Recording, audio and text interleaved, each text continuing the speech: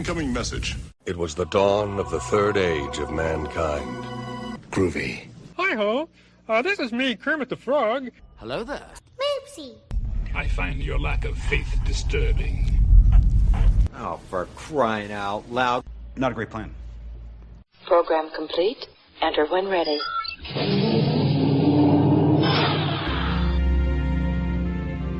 Let's see what's out there. Engage.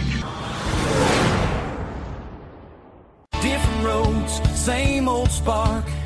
Talking Trek till the street lights spark. We're those sci-fi guys riding warp speed waves. Mack and DT cannon lighting up the airwaves. Blasters of books, we're geek to the core. Laughing through the lore on those sci-fi guys.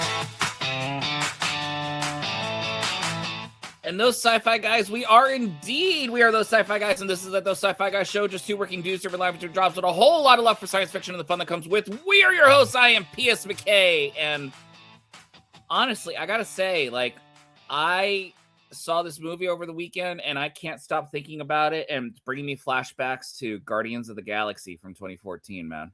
Like, just a wonderful movie. Well, I'm glad to hear it, and my goal is to try to get to it this weekend so we can actually talk about it. You don't know what movie I'm talking about. You do. It's Hail Mary, Project Hail Mary. It's a wonderful movie. Now I've overhyped it, so you're going to be like, meh. Christ. 0 for 2 tonight. What? No, you got to understand. Like, I'm whatever. You got to. What is 0 for 2 at this point? I'm TT as the listeners are listening, we are off to a rough start tonight. As listeners are listening, it's 0 for 1. So, you know what has been interesting? I've watched watching some of Frakes and Spiner's podcast. That's been interesting. Have they said anything interesting? Like, I mean, I don't know what to expect from them. They're not comedians. They do reminisce a lot, and they talk about very esoteric theater things, which is fine if that gets your jollies, and I'm okay with that. I'm not judging that as being wrong. It's just well, for starters, it was really entertaining to see them with Nathan Fillion and Alan Tudyk. That was a fun interaction. I like the behind-the-scenes con discussions, like what happens at cons. Yeah. I like those. The one with LeVar was great just because, well, rocked me to sleep, LeVar Burton with that smooth voice, Huh. It's funny, kind of weird tangent here. We were over at my folks for Easter this past weekend, and I got a 4-year-old nephew who's bouncing around, and my dad has like his phone linked to like smart TV so he can play movie or play videos from his phone or pictures. And of course, your dad would, by the way. Of course, he would. Different century, same MO. But there was like a picture. It was like, I can't remember who was it. If it was a picture of Mrs. Caveman or if it was like just a random collection of pictures. I think it was Mrs. Caveman. And the very last picture is the three of us with LeVar Burton. I'm like, yep, that was awesome.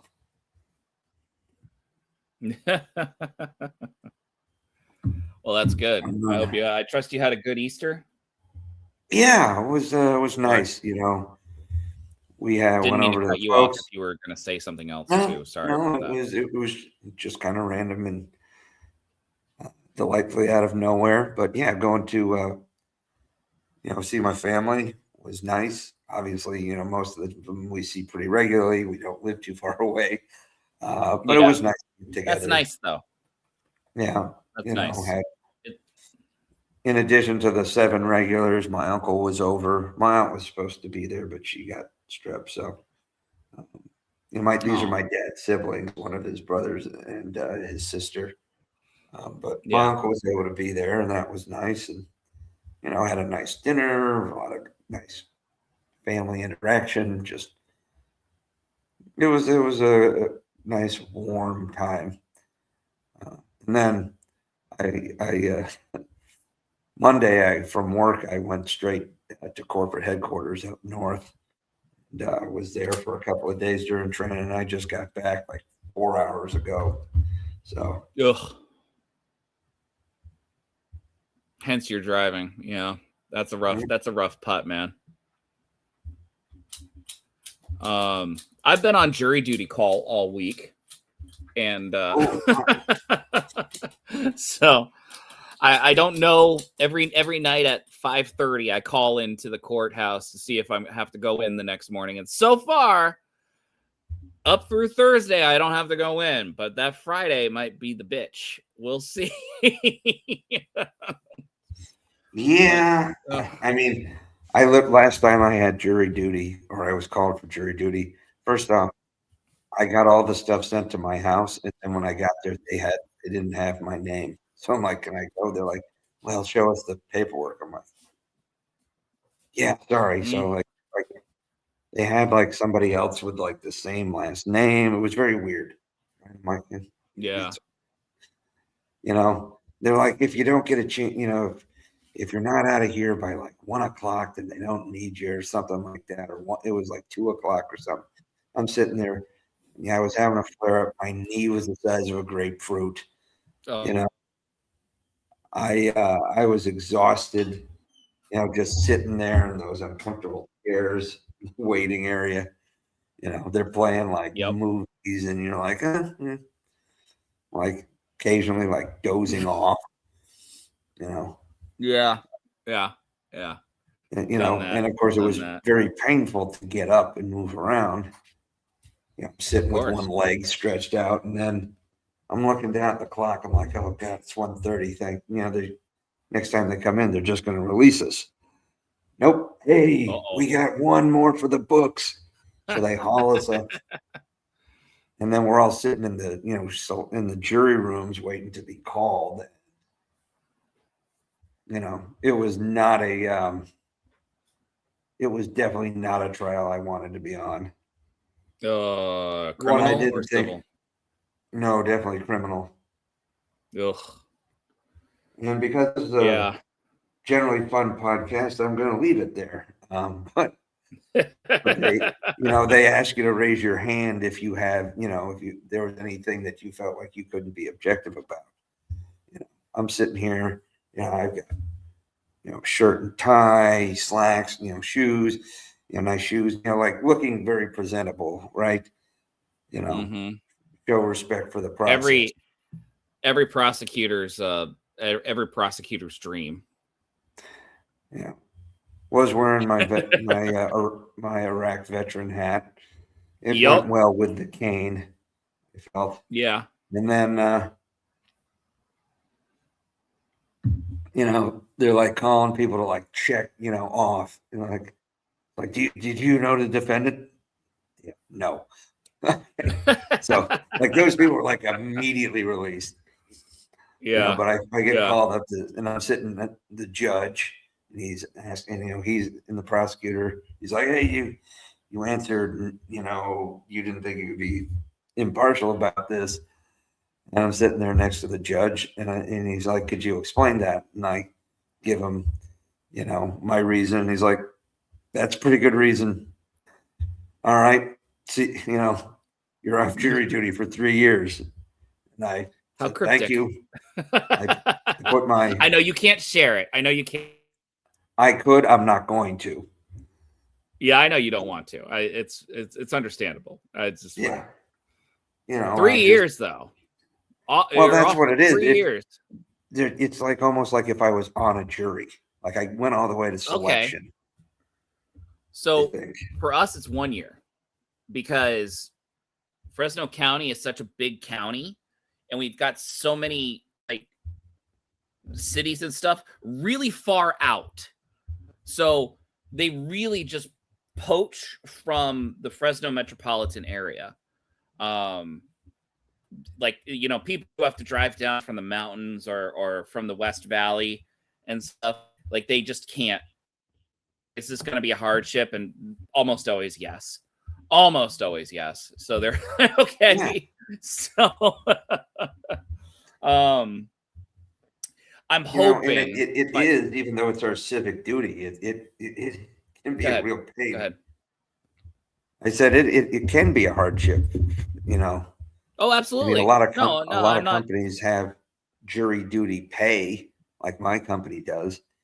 It matters a little less to me, a salaried employee than it is to an hourly employee who they get paid, several days of jury duty, and it doesn't have to come out of their PTO. It's a completely different bucket. Yeah, my company does the same, so I'm not worried about getting called in for that reason. I mean, I've got a lot of work to do, and I got a lot of meetings that I've already had scheduled. I've got at least 15 meetings next week. And if I get called into a trial, I'm screwed. That being said, my job deals with a lot of law professionals, and I've had to warn them that I might be out. And a lot of them are like, well, okay, so with what you do, the jury selection process really likes it if you're in a criminal trial, but they will boot you out if it's a civil trial as quickly as possible. I'm like, well, that's what happened. I got picked for a criminal trial 10 years ago. I saw their eyes light up and everything, and yeah. So we'll see. We'll see. I got picked in college, man. Oh, literally, my first ever time in jury duty, I got picked. It was a pain in the ass. I mean, fortunately, it was at the courthouse in our hometown, so it wasn't too bad. And but if you had class, jury duty, man, they wouldn't dismiss you for class. Nope. But that's school had to make it up. The school's like, okay. Well, at least I did jury duty. Accommodating. Yeah, federal law. I mean, well, yeah, it should be. It better be. I never got called for jury duty in LA. I became a registered voter in like 2003. It was like as soon as I became 22, man. Boom, right there. Yeah. But the interesting thing is, well, I got called in that one time, and then I went 20 years without it because of my service. Now, yeah, there was a chance I could have been picked for a military tribunal, be on a jury for a military court. I did volunteer for one. I was not chosen. They walked in and asked if, into my battalion, we had a big headquarters meeting for our staff, for our brigade staff. A brigade is roughly 3,000 to 5,000 people. So, like all senior staff were in there, and dude walks in. He's like, so they're looking for, volunteers for the jury, people who are going to go to jury selection for the trial of the Fort Hood shooter. Oh,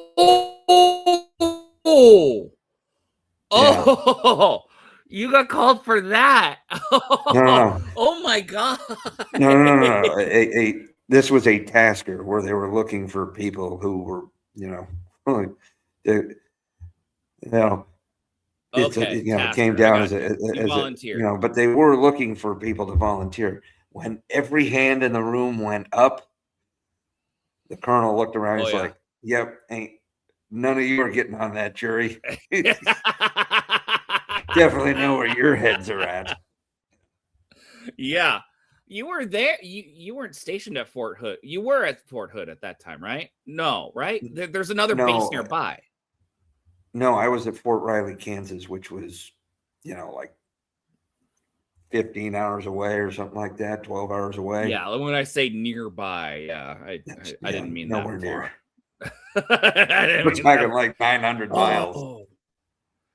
That would be that. I mean, that would fall under military court, right? Yeah. So I didn't even think about it like that because of my naivete. But ooh, dang, that was happened.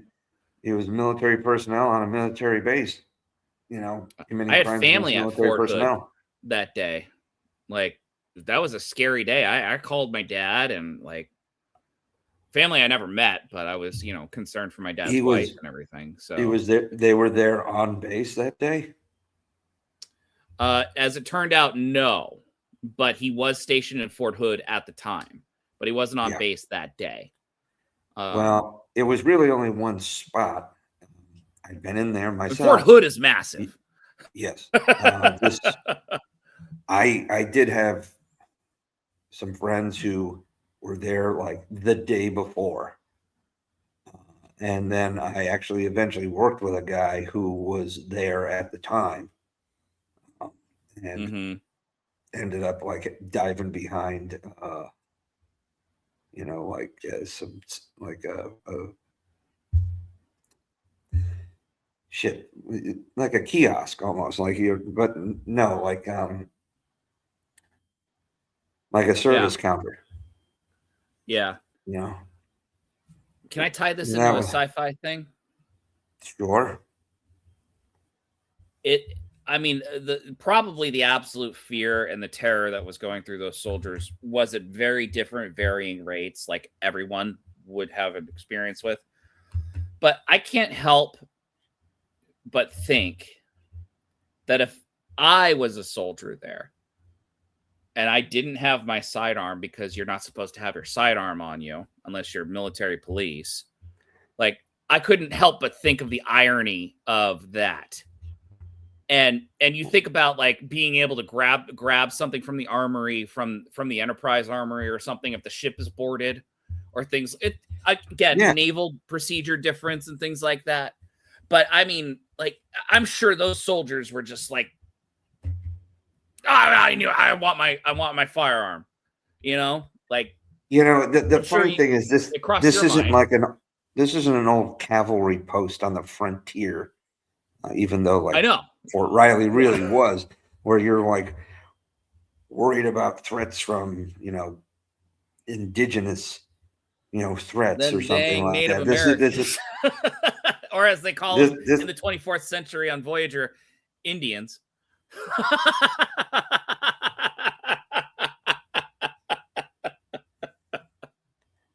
Anyway, not my joke, by the way. Not my joke. Yeah. Not my joke. The fact of the matter is like, you know, in many ways, you know, you're on base, and the only time you're going, you're carrying, you know, I mean, the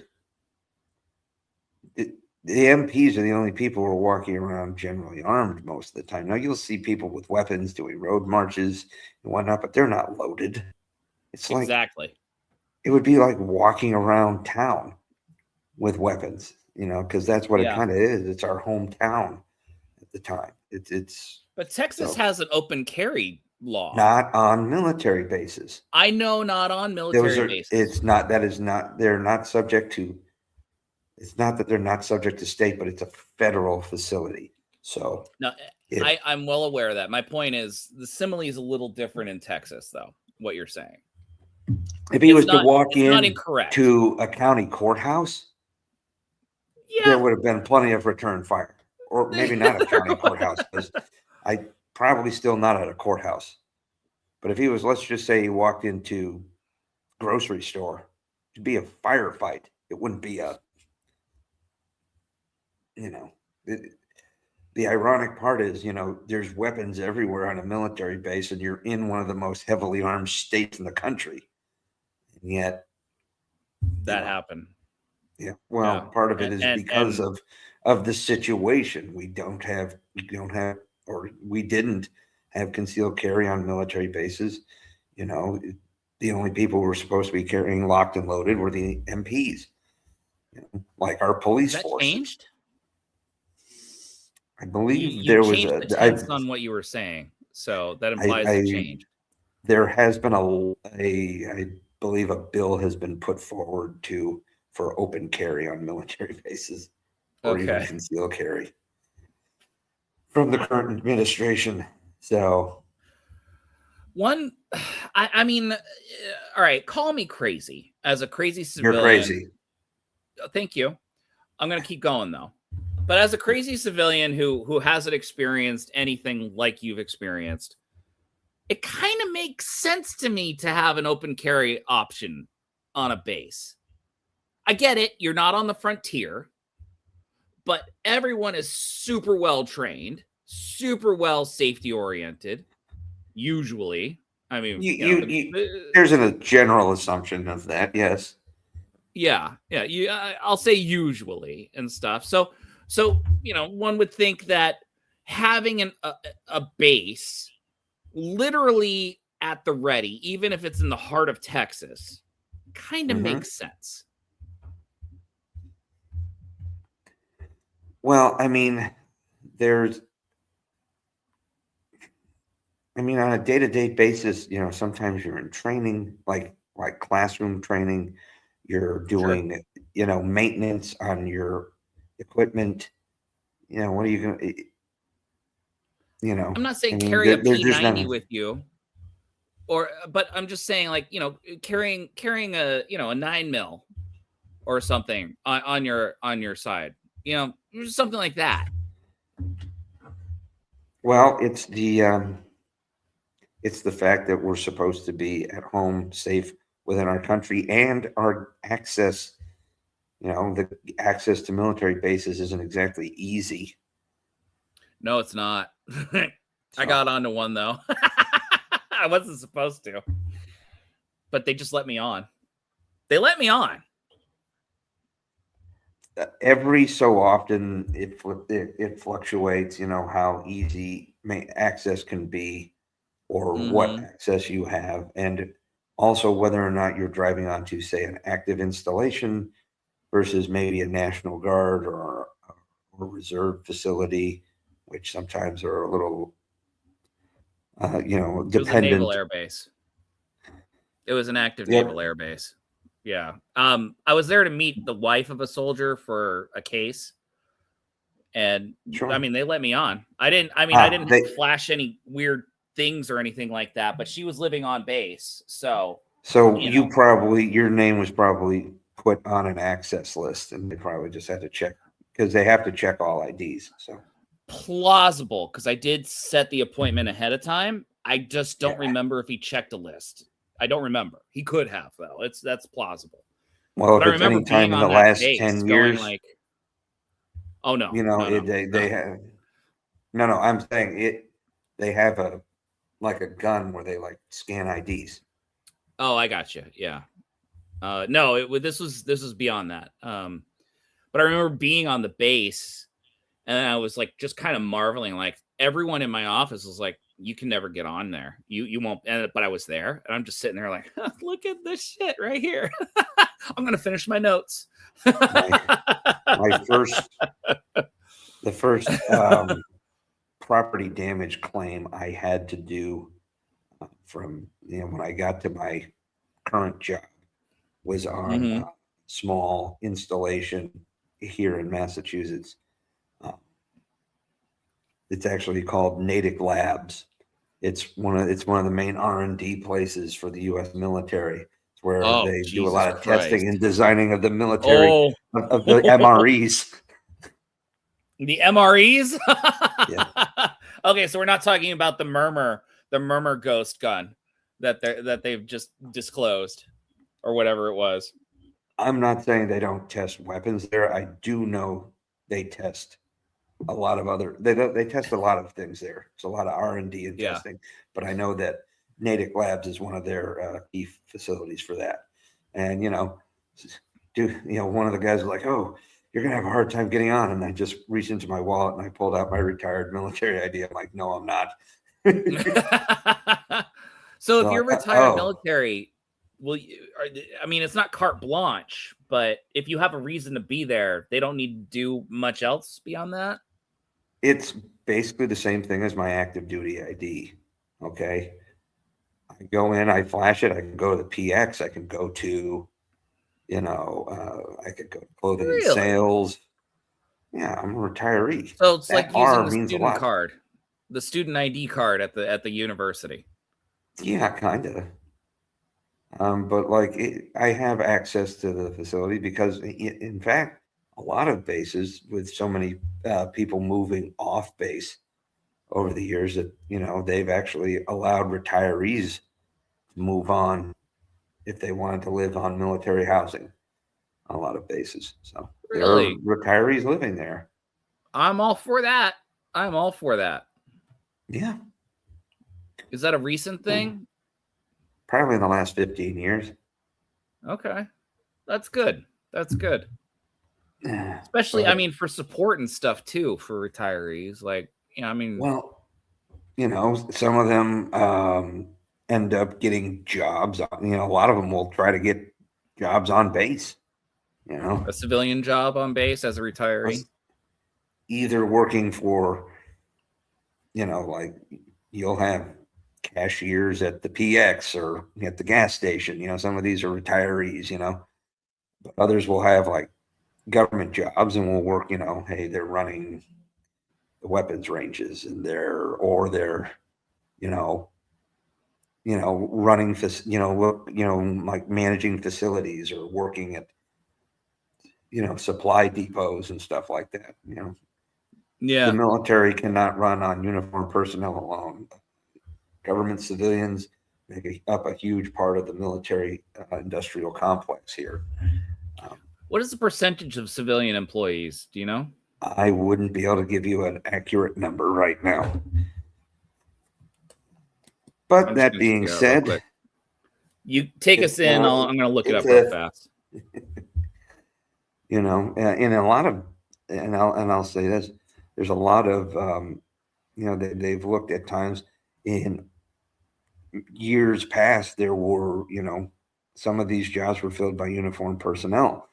Now they've replaced the uniformed personnel with, government civilians and contractors, particularly like something like security at like the gates is sometimes not just run by MPs and units, but by DOD security, a lot of whom are former military and whatnot. But, contractors and government civilians take over roles that used to be totally filled by uniformed service members. And, that replacement has allowed us to put uniformed service members back in the war fighting realms. But, replacement is a real thing. And our subject today is replacement characters in, a lot of our favorite sci-fi fantasy superhero characters who were brought in to replace people who phased out, either for off this behind the scenes reasons or story developments and so on and so forth. So I like that. That was a good transition, sir. Congratulations, chapeau. My segues are usually pretty good. Yes, I got some figures for you. Roundabout. They're just roundabout estimates. So civilians make up about 25 to 28.4% of the armed services as employees. The others are active military or reserves. So in that circumstance, we're looking at anywhere between 700. Shit, what was it? I just had the hard number. Where was it? Here we go. 700,000 to 820,000 civilian employees. That's a significant figure. That's almost the population of Rhode Island. I think it's more than the population of Vermont. Well, I know the population of Rhode Island hovers around 1 million and has for the last 20 to 30 years. 26 years. They just popped 1 million in 2000, and it's just stayed. Just like that. We could talk about that a little bit later. So no, we'll figure it out. Needless to say, thank you that those numbers back up. But of course, the segue also holds true. And in a lot of our, particularly the sci-fi franchises, some of whom are well known for rotating outcasts of characters. Why don't you lead off? Because I do believe Stargate was quite known for this. Okay, so it wasn't so much Stargate SG1 necessarily. That was a very stable show. Atlantis, I felt, was the better written show in a lot of cases, but they had a lot of rotating people in and out. So we'll start with Atlantis. There was one in Stargate SG1 that we could talk about a little bit later. Let me pull this up here. I'm sorry, I didn't have the pictures ready. So in season 1, basically we have the Atlantis team looking for exploring the here, I'll add this to the stage. Oh fuck. Remove that. Add this. Thank you. Here we go. We had the Atlantis team finding Atlantis in the Pegasus galaxy, and then they're trying to find their footing. They accidentally activate the Wraith that feed on people, and but they were in the mid hibernation cycle, and so chaos ensues because there wasn't enough of a human population to sustain the awaking Wraith. Anyway, this guy right here, I really liked him. Lieutenant Ford, Rainbow Sun Frakes, Canadian.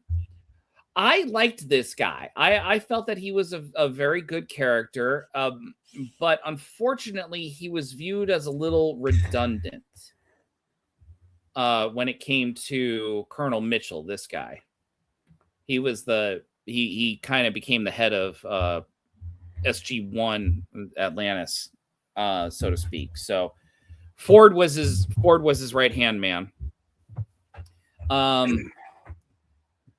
There is a thing that happens at the end of the first season where Ford gets into a tussle with a Wraith, and the Wraith feed on people by basically sucking out their soul through the middle of their chest.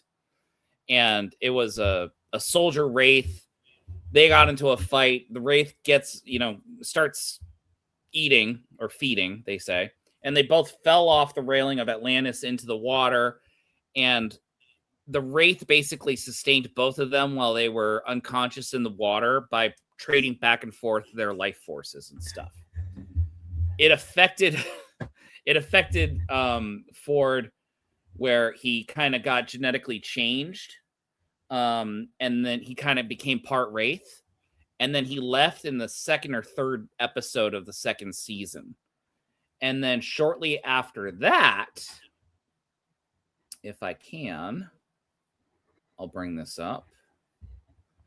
The person who replaced him is a familiar face. Who is that? That's Jason Momoa. Jason Momoa. The patron saint of morning drinking. Nice. Well done. Yes, Jason Momoa came on. I don't know if this was his first big break, but it was a significant role for, as far as I could tell. I never saw him before this, but I'm not the be all end all of that dictate. Jason Momoa basically took over Lieutenant Ford's role. He was an alien in the Pegasus galaxy.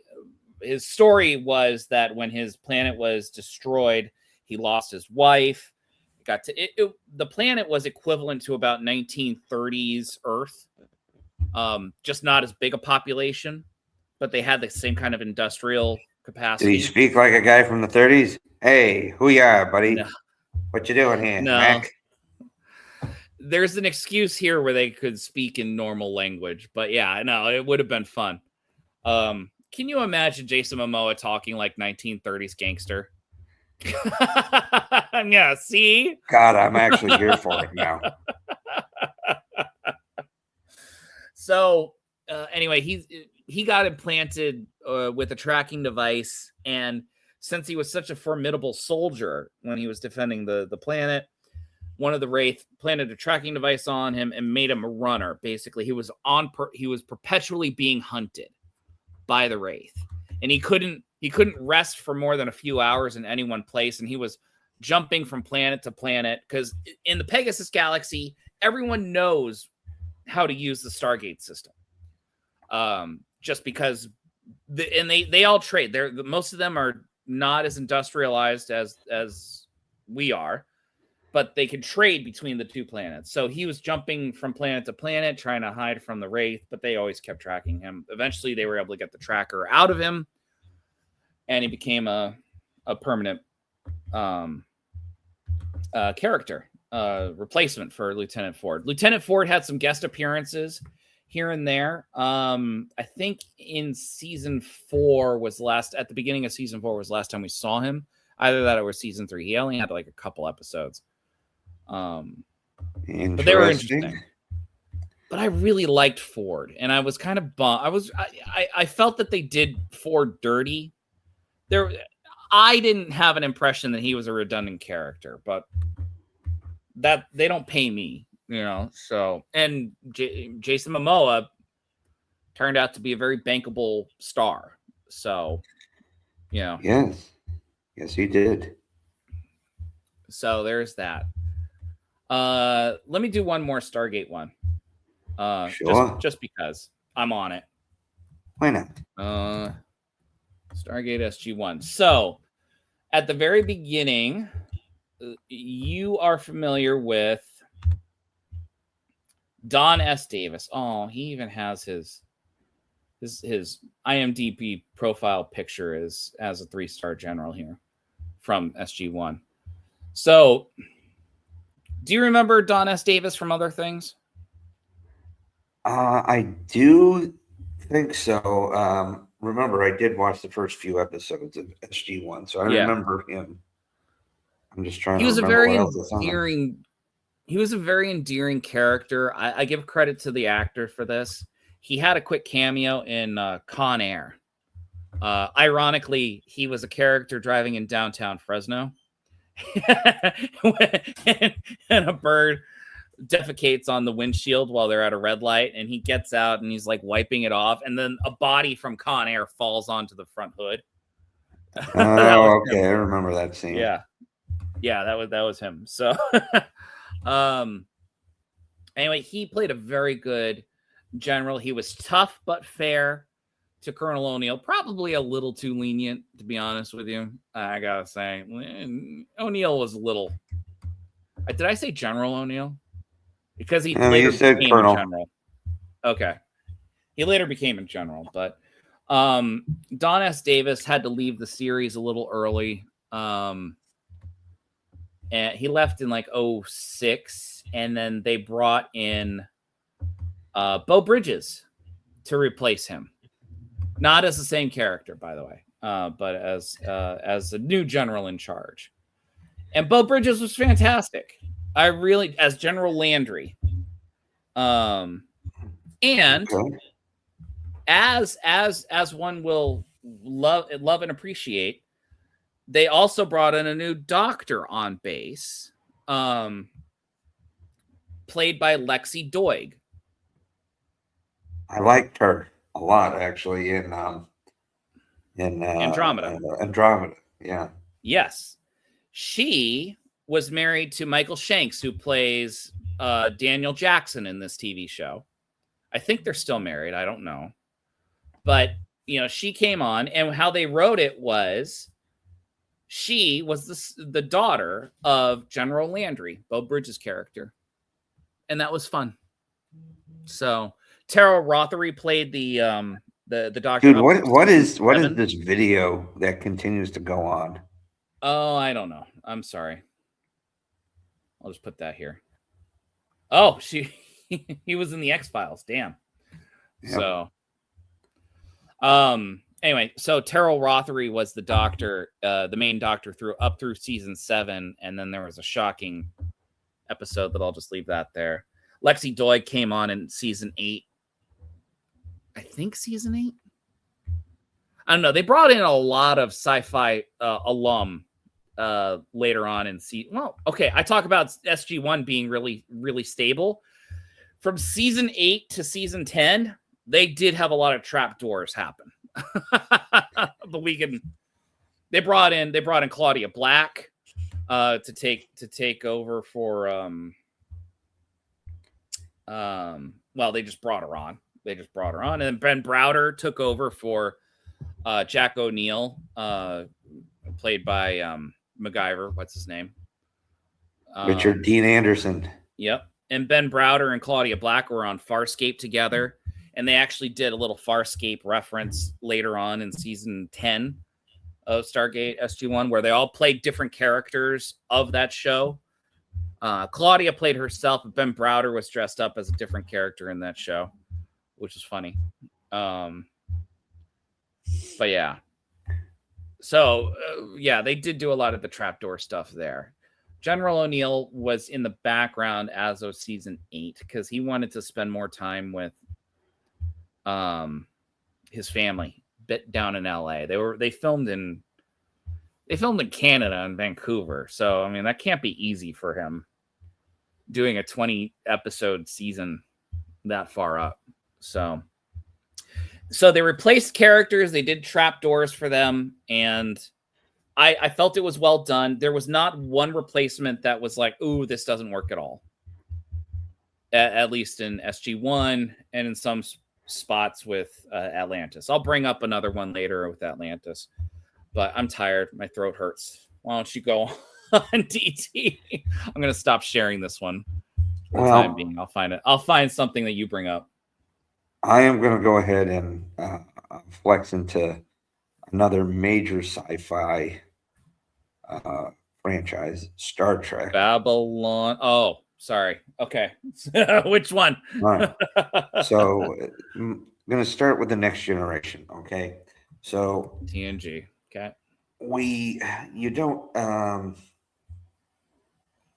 I'm not going to count like when you lose Denise Crosby per se. I know that Guinan kind of came in a little to like offset some things, but it was not a permanent thing. She was guest starred and maybe she was 10 Garnish episodes.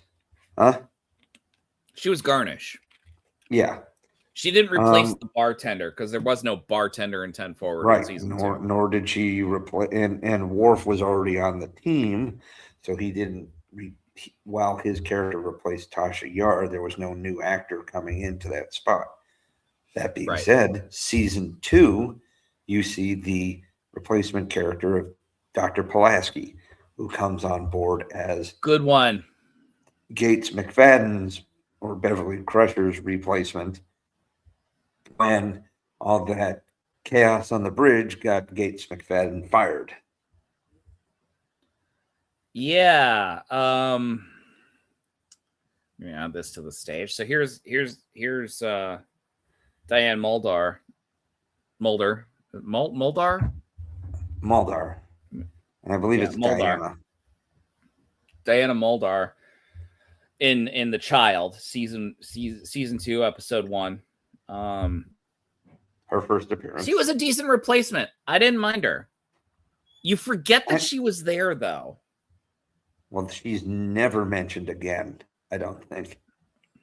Sure. She's not. She's not. And she was brought in to almost be like a female. Cents. She was almost brought in to be like a female version of Bones. Yeah. A little crustier. Oh, interesting interpretation. Yeah. That's what it kind of felt like. Like she was a little bit more McCoy-like. She was older. She actually had played 2 separate roles on the original series. Yeah. Smoke Show, by the way. Pulaski was a little literally gruffer.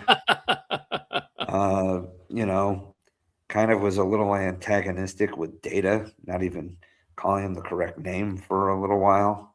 Data. Yeah. I wouldn't say antagonistic. Could I say just dismissive? Because she didn't consider him self-aware. Yeah. It was not a great look, to be honest with you. I had a really good... We got to revisit AI because I had a very interesting talk with Grok about Data and the singularity that's coming. Creepy. I just got to say, I mean, that's what's happening. And I had a very interesting conversation, but I thought about Pulaski calling Data, and he's like, well, one is my name, the other is not. Yeah. I'm not starting any conversations with any AI right now. Yeah, well, don't color me shocked, dude. Color me shocked. But I'm polite to Alexa when we have to make those requests. I always say please and thank you just in case the uprising happens. They'll remember I was polite. So, but yeah. Different subject for a different time. But Diane Muldaur was not. I apologize. Yes, Diana Muldaur. It's been a long time. And she was fine. Again, she was a little gruffer, but she also had this pre-existing relationship with Riker's dad, which I'm surprised that didn't cause more of a stir because of how much Riker did not like his dad. I don't remember that. Yeah, it was kind of. Did Riker's dad come in season 2? Yeah. Oh, I'm gonna have to rewatch that episode. Yeah, it's been a long time. Well, usually, there's not a ton of episodes from the first 2 seasons that are on the top of the rewatch list comparatively to later seasons. Yeah. It's not. You're right. But I found Pulaski to be pretty serviceable as the ship's doctor. I didn't find her abrasive. She wasn't. She was definitely a little rougher around the edges than. She wasn't Beverly, Crusher. But that's the point. Yeah. But she wasn't terrible. She was a very good doctor. No, she was a good doctor. She was, she's a fine actress, but from all accounts, she didn't quite gel with the rest of the cast. And she didn't even get a starring billing. She was special guest star for the entire season. Yeah. You're right. She was never signed on as like a permanent cast member, was she? Right. And then as soon as you had the opportunity to, they fired the showrunner and they brought in new people. Maurice Hurley. Yep. They got rid of him because he was crustier than Pulaski and Bones combined. We saw a video of him a couple episodes ago. Yep. And then, I think it was Patrick Stewart who, bridged the gap and managed to get, have them invite Gates McFadden back. And then Beverly shows up like he was on that sabbatical. And, a lot of this, a lot of people tend to forget Pulaski. She was fine. It's like the line from History of the World Part 1. Nice, not thrilling, but nice. Yeah. But sticking with TNG, they brought in Ro Laren. Almost became like a replacement to a degree for Wesley Crusher, because only a few episodes she was. After he left, she came in, I believe. No, maybe it wasn't a few episodes. Maybe it was later. But when Wesley left, and then Ro eventually comes in, and she's supposed to be like the new, flight controller kind of. Again, some of these are Data not was operations, right? Yep. So she was navigation. She was con, as in flight control. They had navigation and helm were separate on the old ships, and the new ships it was all in one. Thank you for correcting me, sir. Much appreciated. Well, there's a big difference. Lose. That's why you had 2 guys flying the ship. On Ensign Row. Okay, no. What? Was that season 5? All right, so in a row? final mission was season 4, episode 9. Sure. But then Clues was season 4, episode 14. I'm not finding the Ensign Rowe episode. That might be season 5 then. That'd be weird. I thought she was in Clues, though. Well, yeah, season 5, episode 3, Ensign Rowe.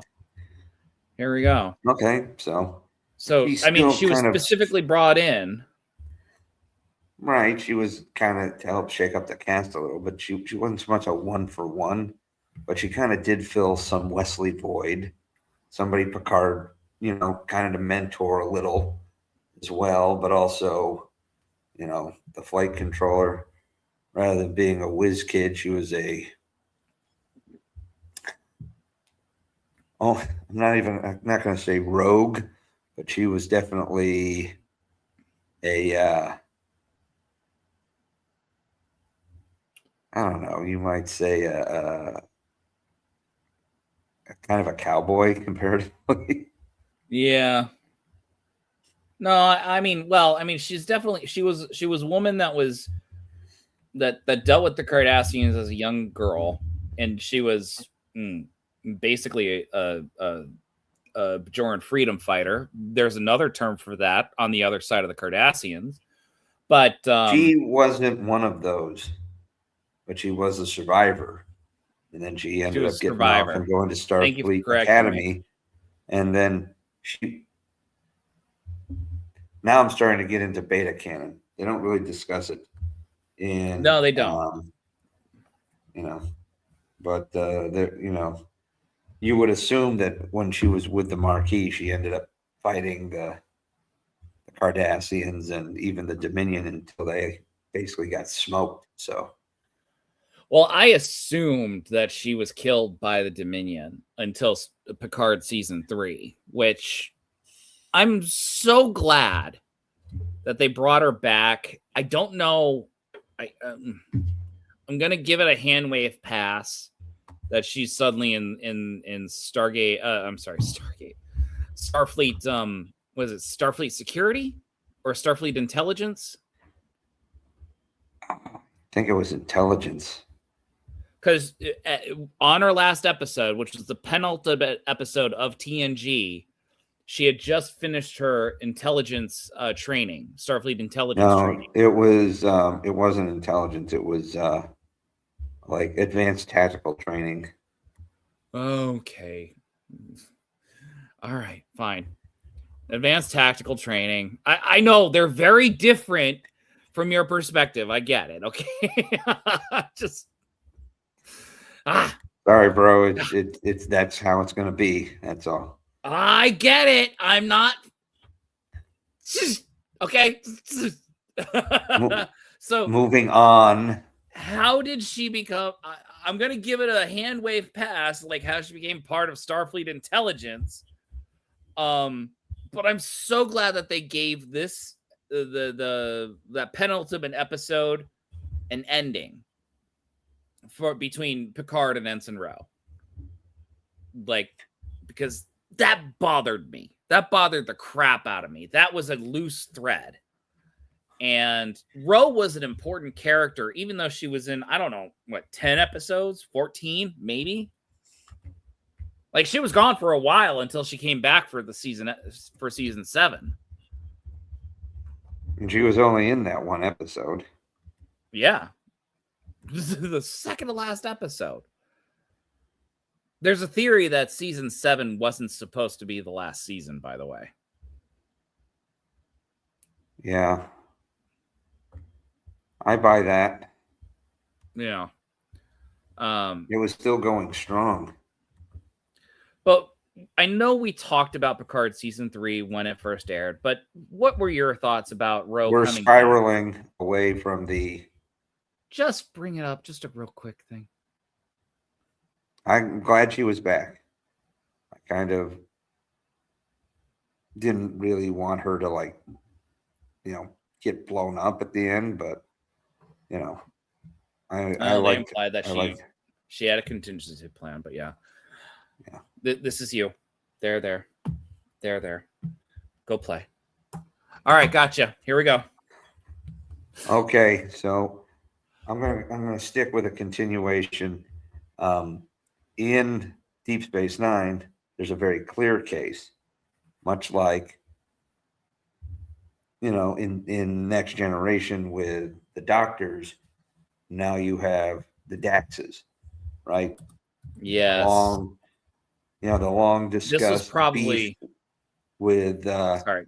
the producers, Rick Berman and whatnot, and Terry Farrell, and then they killed her off at the end of season 6, and they brought in Nicole DeBoer to play Ezri Dax.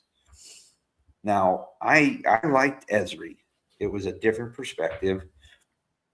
I didn't hate on her. She didn't slide into the same exact role as Dax did. She did not. No, this was probably one of the most dangerous recasts that they ever did, to be honest with you. Like, first of all, it's still supposed to be a Dax. And then, but she was a completely different personality.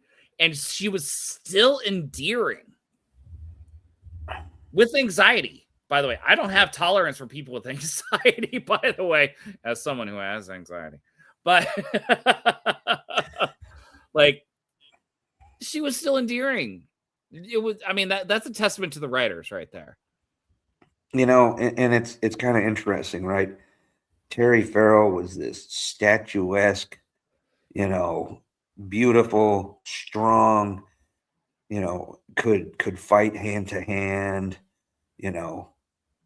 generally confident, at times roguish and snarky and everything. And Ezri was, for the most part, very different. And the actresses could not, they could be, but they're pretty different, right?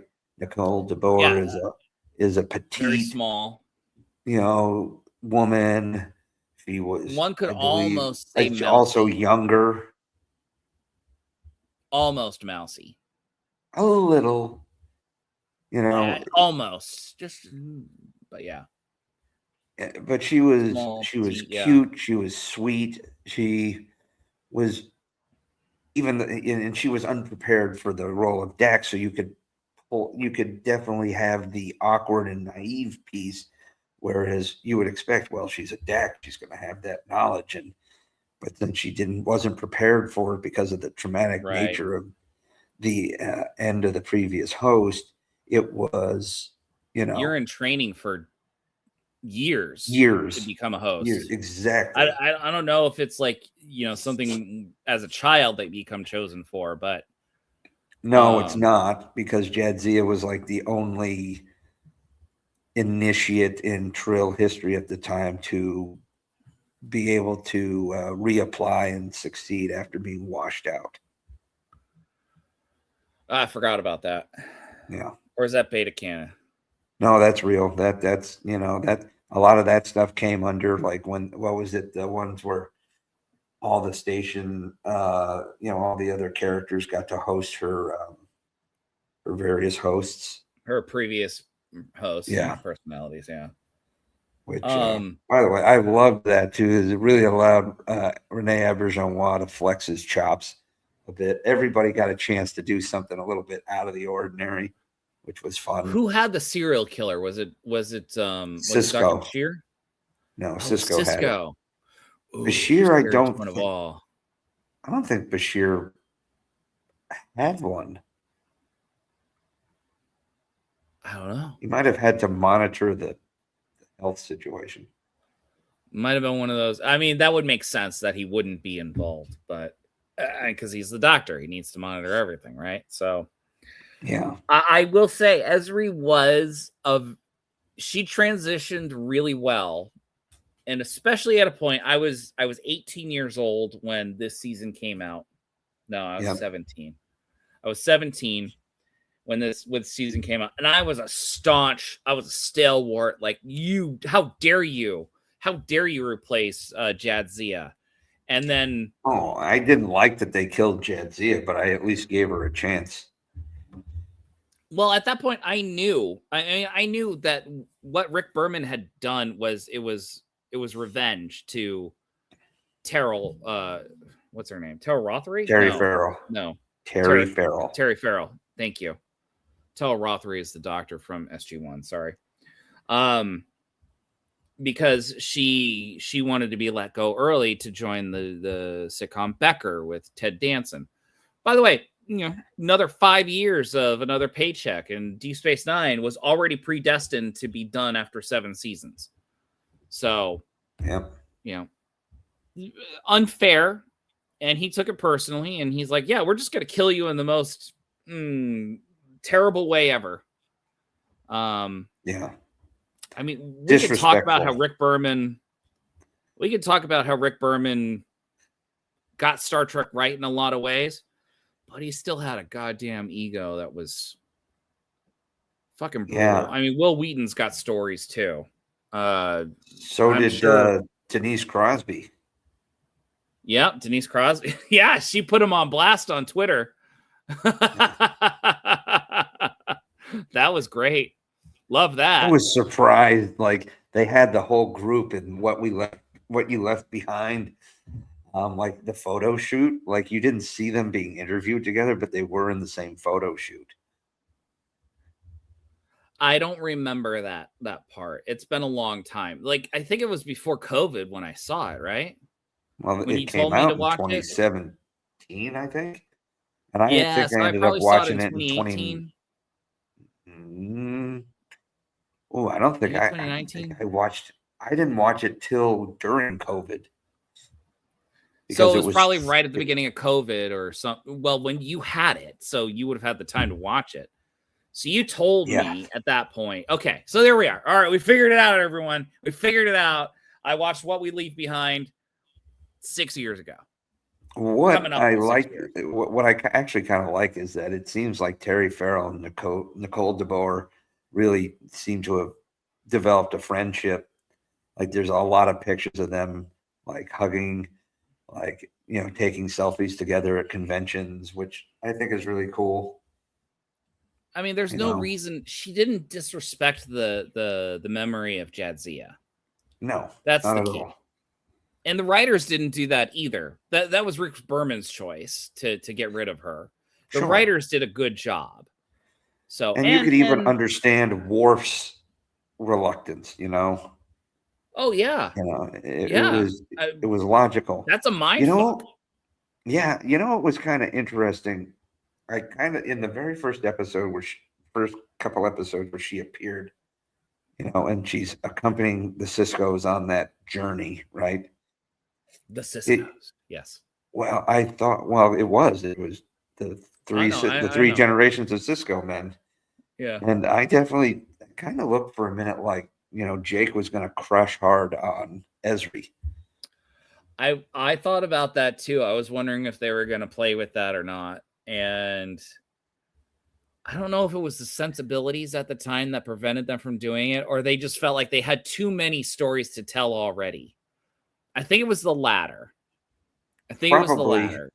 China Beach already breached that whole issue of interracial male on female thing. So that wasn't really by this time it was almost 2000, so it probably would have been less of an issue. I don't remember. That's the problem. Like I don't remember. It's a question to worry about, right? But it was also a way to eventually get Dax with Bashir. So, and that was probably that was the better one. It felt like, okay, well, all right, he finally got Dax. Oh, cute. Good. But he was also finally mature enough to handle a Dax. And she was no longer, they weren't on the same footing that they had been before. You know what it took for him to be mature enough to handle a Dax? Garrick.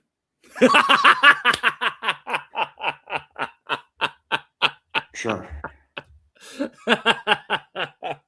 We all know. Okie dokie. But like I said, Ezri was I thought she was a solid addition. It's not the point of this discussion.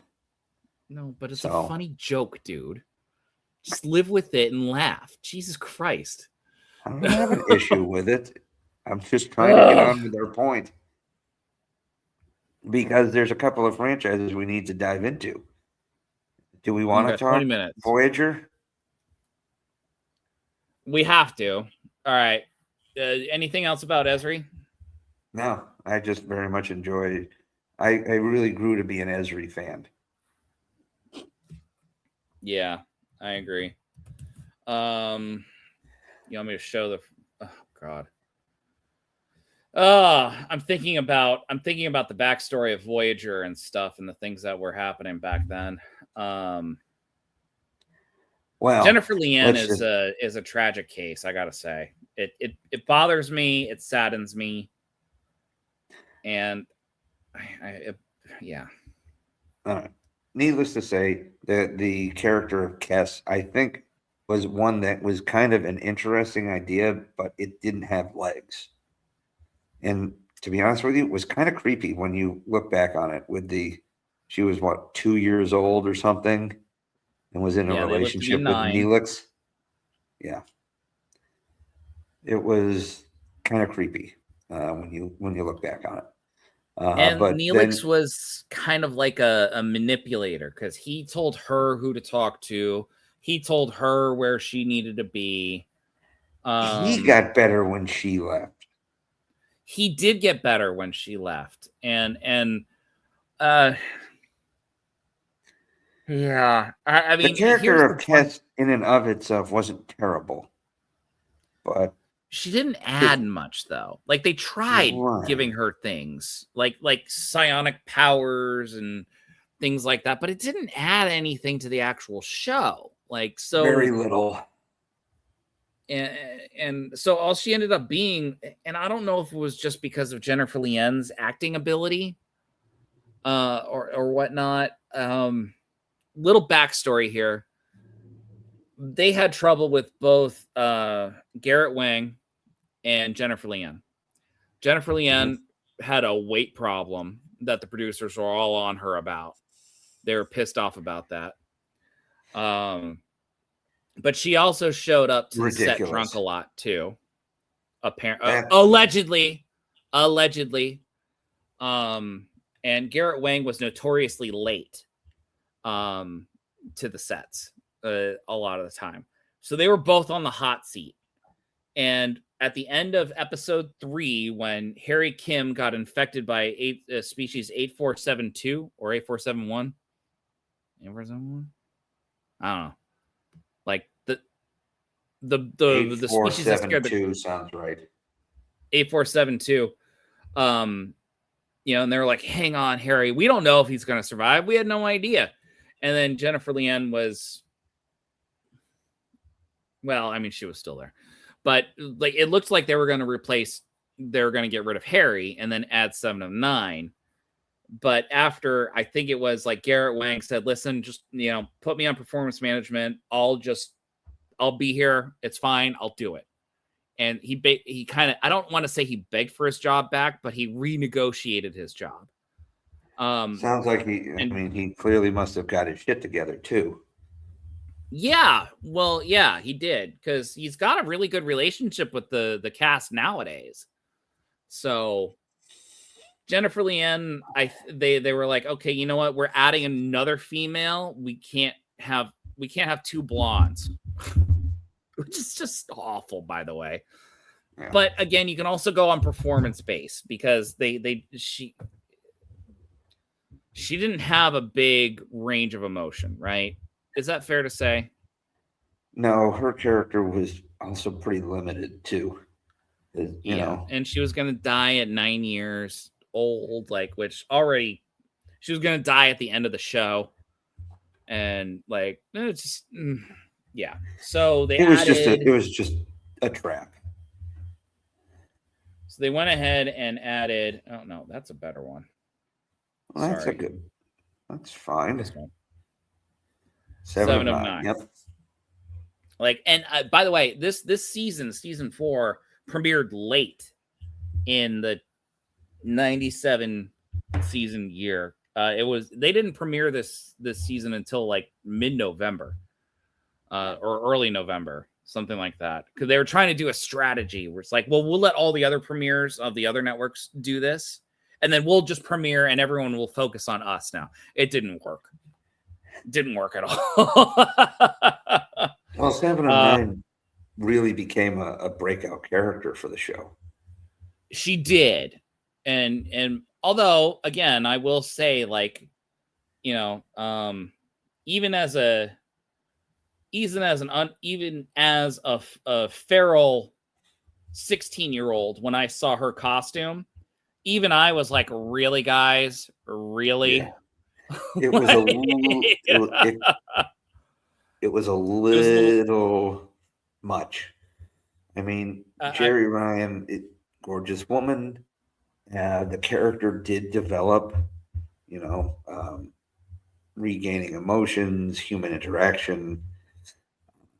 In some ways, she became, you know, like one of those outsider characters, like the Doctor here, or Odo, or Data, or Spock, right? Voyager had like a crew full of them.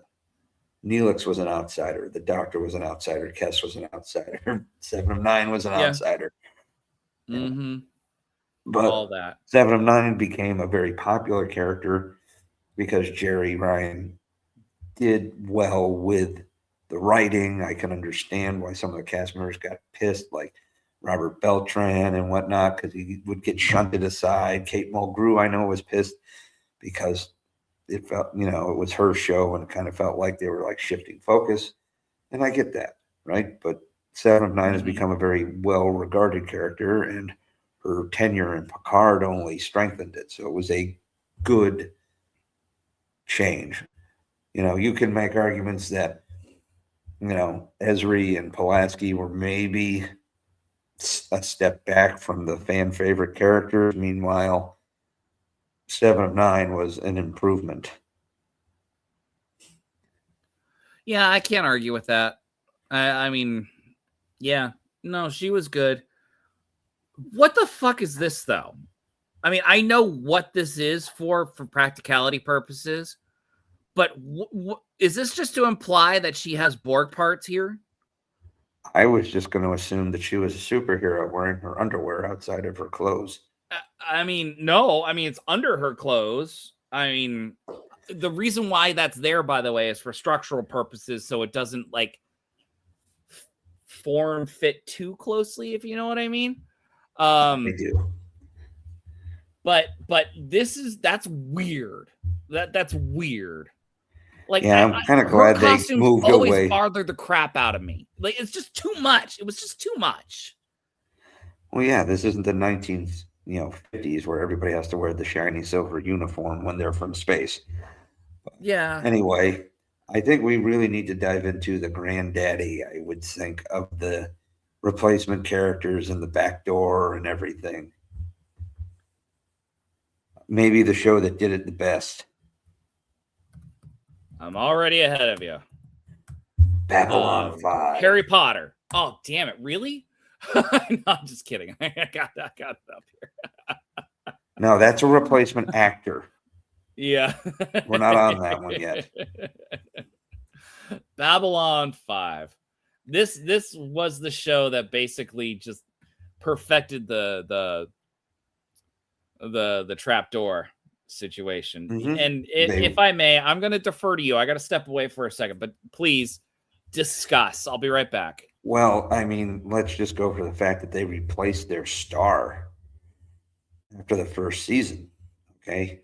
The showrunner, creator, J. Michael Straczynski, did a pretty good job of building backdoor escapes, trapdoor escapes, and backdoor ways in for characters if actors needed to leave the roles. And it seemed like most of the major characters may have had those outs.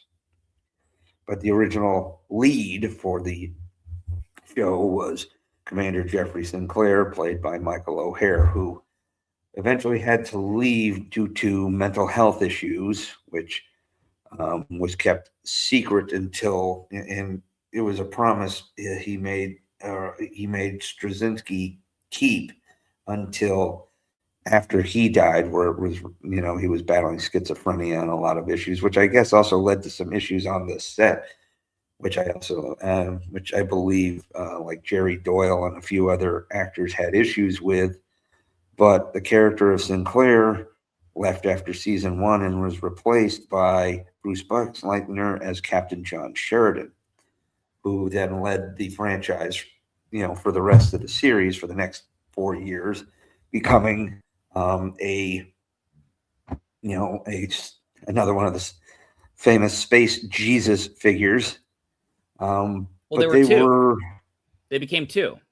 They were both space Jesus figures. You are the one who was. You are the one who is. Yeah. You are the one who will be. Clever. Exactly. They're like super clever. Yeah. Super clever. Like I started seeing that the one where they rediscovered Babylon 4. Yeah, I know, right? I when it first aired, I was watching the one where they were revisiting Babylon 4, and they brought back Michael O'Hare. Yeah, Michael O'Hare and everything and stuff. But I didn't see the second episode until last year or something. And I was like, oh my God, he was Valen? Spoiler alert, everybody, for a 33-year-old show. But which was really good because, one, you closed out Sinclair's story, which they were clearly leading to. Yes. And it was good, Sinclair, because this was season 3. So Sinclair he had done like a quick video cameo. Hello, old friend, where, it's a video recording where he could have done it from his house or something. Or based on the background, he could have done it at a Sears Photoshop. Yeah, I could have. But the fact of the matter is, he got that little cameo, and then he got healthy enough, got treated, enough treatment enough to be able to come in and close out Sinclair's story in the 2-parter. What was it, War Without End or something like that? Yeah, which was really great because it really special, really well done. Right, and you could have had Sheridan and Sinclair at odds, but they had.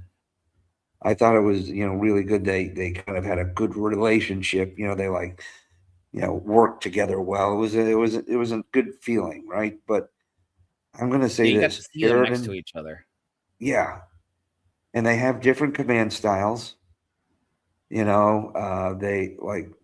Sheridan disappears through a time skip, and Sinclair's like, okay, well, we've got to continue the mission. So there was some fantastic, changes with that. And it was really neat. And if you were a fan of the series from the beginning, it was really nice to see, both leads together.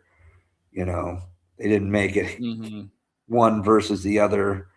They, they knew that they were all on the same side. So it was really nice. But I really liked Sheridan. I was much more of a fan of him than Sinclair. Not that I found anything wrong with Sinclair. I just didn't find him as quite as engaging or charismatic. That's exactly it. Bruce Boxleitner just has a little bit more of a gregarious personality. Gregarious. I don't think gregarious actually exists, but I'm actually gonna invent that now. Sure. So, but Bruce Boxleitner, Sheridan was a great character. Enjoyed him. He's one of my favorites, not only of the franchise but in Sci-Fi. I thought he was a really engaging character. Had like all good ones, had flaws, but also would rise to the challenge when needed. Good leader. A pretty solid run, right? And then, several other characters kind of fluctuated in and out. JMS got forced to eat having a fighter pilot on his staff in season 2, which he didn't want. He used him as little as possible and killed him at the end, Lieutenant Keffer. And season 2? They used it. Yeah, they used it just enough to push the story along in spots, particularly with his becoming his obsession with the shadows, trying to figure out what he saw in hyperspace. But yeah, he was basically replaced by Marcus, who was the embodiment of the Rangers on B5. yeah. And Marcus was point out Kefir here somewhere if he's on here. He's the guy whose face is lighting up about ready to, or there, right there in the red. that's where he gets killed by the shadows. Bravo wrestler. You know, it's funny because it was this character that inspired me to have like a pilot character in my Space Fleet series that I was writing with the Endeavor. Which in Lieutenant Fallon, it's actually. Right. It's not a bad. The character would not have been a bad addition. Like he just shows up though, like in season, in the first episode of season 1, like he's buddies with Franklin and Ivanova. Like, oh, where has this guy been? And turns out at that time he's not even the senior. He's not even a squadron commander yet. He has to wait till like three or four episodes where his boss gets killed. Yeah, which sets him on this obsession with the with finding what killed his boss. This weird, creepy spider in space kind of thing. Which, but he just unceremoniously got fried in hyperspace, huh? Right. He would just disappear from. He was really, I believe, he was only in 6 episodes. He was in the opening credits. I mean, this guy had less face time in a season than Jake Sisko. Okay, particularly, like he was really only a heavy part of like 2 or 3 episodes. I didn't dislike him. In fact, I really started getting into B5 in season 2. So I'm like, this guy's kind of cool. But then he would like disappear, and I wouldn't see him for like half a season. But this is the perils of binging a TV show because I can't remember them individually as easily. Sure, but Marcus definitely replaced this guy's spot in the opening credit, and I love Marcus. Marcus is more fantastic. Value added to the story, and you can tell because JMS wrote him that way. And he, Jason Carter, who by the way has been dealing with some health issues, yes, and we send well wishes to him. The guy who plays Marcus, or who played Marcus. Oh, yeah, he's really. There he is. I like him better with the full beard too. In his earlier appearances, he's kind of had the perma stubble that's very popular on heroes nowadays. Oh yeah, yeah. Not the full beard. He's kind of got the Tony Stark look here. Yeah, but it's actually more of a full beard. But it's also just as trimmed down along his jawline. But Marcus can go from being kind of goofy to total badass, which kind of made him endearing. And of course, you got 2 seasons of him, and then they didn't really bring in a character to replace Marcus when he sacrificed himself for Ivanova. That being said, Ivanova didn't finish season 4. You bastard.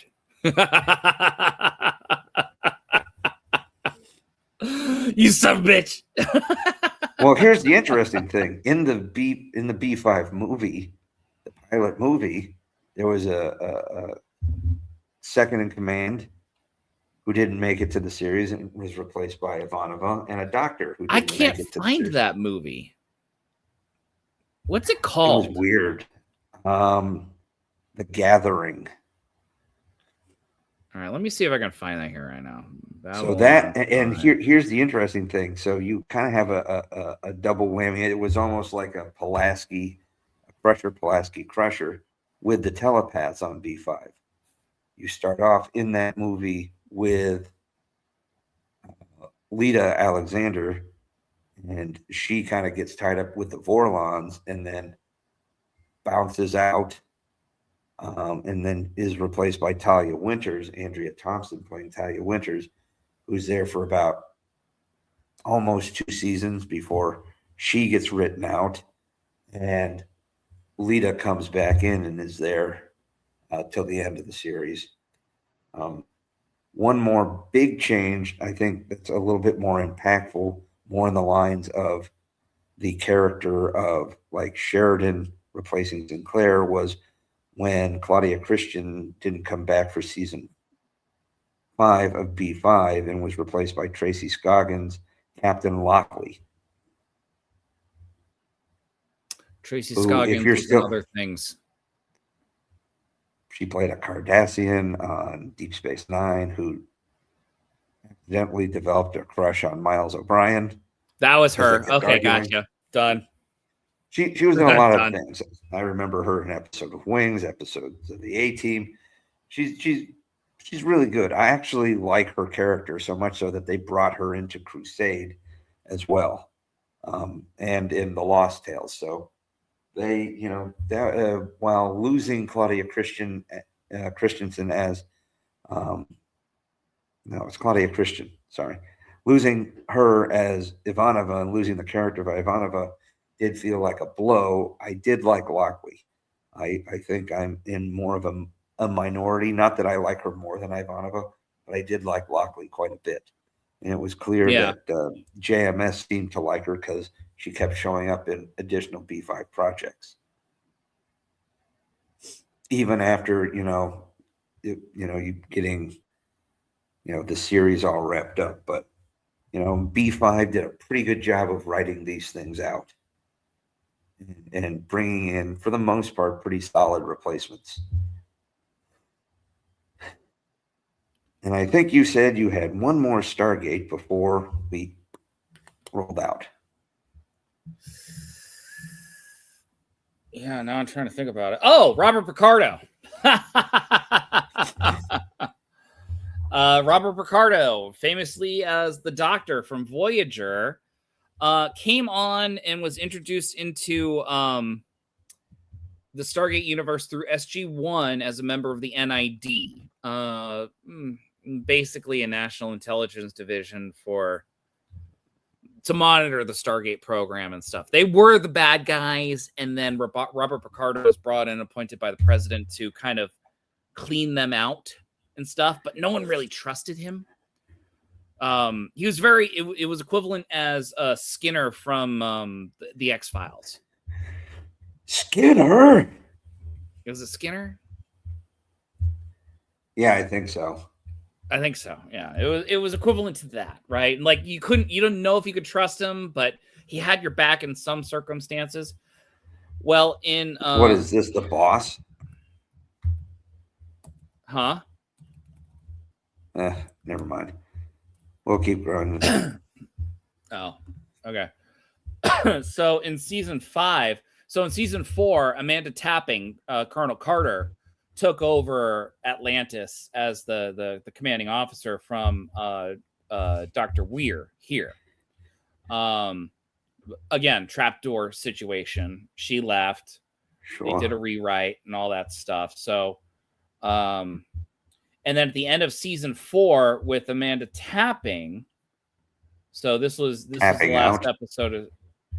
She kind of tapped out, and the reason being was they needed her to film Stargate Continuum, which was a direct-to-DVD movie for SG1, which was a good episode, which is a good movie, by the way. I fully recommend it. But that was the excuse. She was reassigned back to SG1. And so in season 5, they brought on... Sorry, I'm just all around everywhere here. Oh my God. Season 5, please. Search and rescue. And then, they don't even have anything for him. Oh, that's nice. Thank you, guys. Being a little bitch about it. Okie dokie.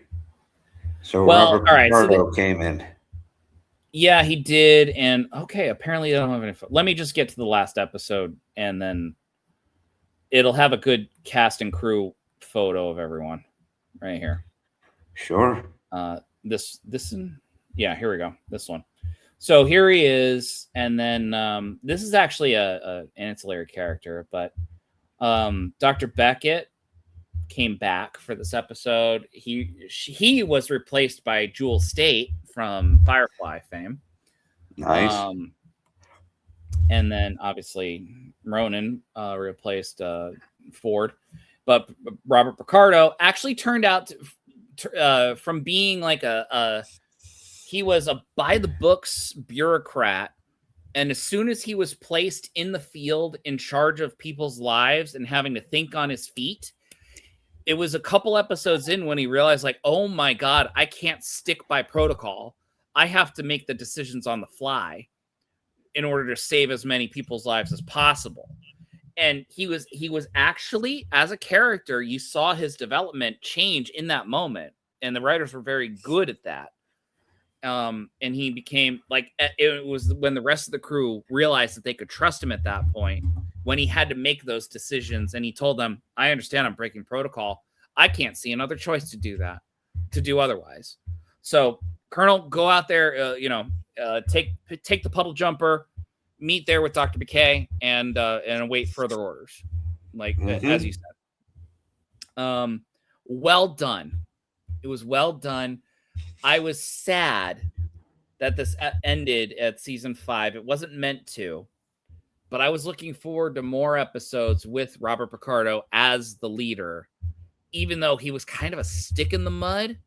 Like you wouldn't think him to be a good leader as a character actor the way he was, because he kind of played the same character for the last couple of decades. But it worked. It really worked. And I was impressed by that. Well, that's good. So he also brought up that when he was promoted to recurring, not a recurring, but main cast character in Atlantis, that was the season that they canceled. And he's like, so when they brought me on for Starfleet Academy, they also canceled it. So maybe that's my curse. I don't know. When he was on the decon chamber with Connor Trenier and I keep forgetting his Dominic name. Keating. Dominic Keating, thank you. So Dominic Keating actually repeated a line that I read in TV Guide back in 2004 when they were at an upfronts convention for the network, where other TV frontrunners were like, "Get away from me! You have the stench of cancellation on you." Like that's what they were saying to the cast of Enterprise leading into season 4. And Dominic Keating repeated that. He goes, "Oh, so you must have the stench of cancellation on you." Yeah, I caught that. I don't think a lot of people caught that. Not a lot of people read TV Guide at the end of that run, by the way, like I did. Fair enough. So, this will warrant a revisit, I'm sure, of replacement characters. I think. What do you think? I think we're going to need a part 2, because I definitely have a few more from some other franchises that I think bear minding. That's not even including the fact how Marvel has gone through and replaced characters for whatever reasons. Well, this is all true. Yeah. I think, folks, we're going to have to stop and do a part 2. A part 2. Until then. Mon Dieu. Until then. We are those sci-fi guys. I'm P.S. McKay. Until the next time, you guys keep dreaming. We'll keep working. So long, everybody. And I'm DT Catman, and from up here on the high ground, I can still see there's no yet replacement for me. Boom.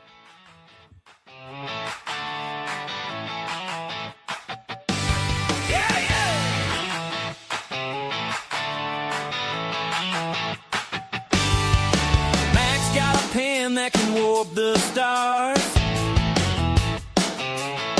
DT's got stories from cavalry scars. One writes the worlds where the heroes fly, the other old tanks under desert sky. And sandbox for sports to the final frontier. Two kids with dreams and a six-pack of beer. Different roads, same old spark. Talking Trek till the streetlights spark. We read those sci-fi guys riding warp speed waves. Mack and DT Cammon lighting up the airwaves. Blasters or books, we're geek to the core. Laughing through the lore on those sci-fi guys.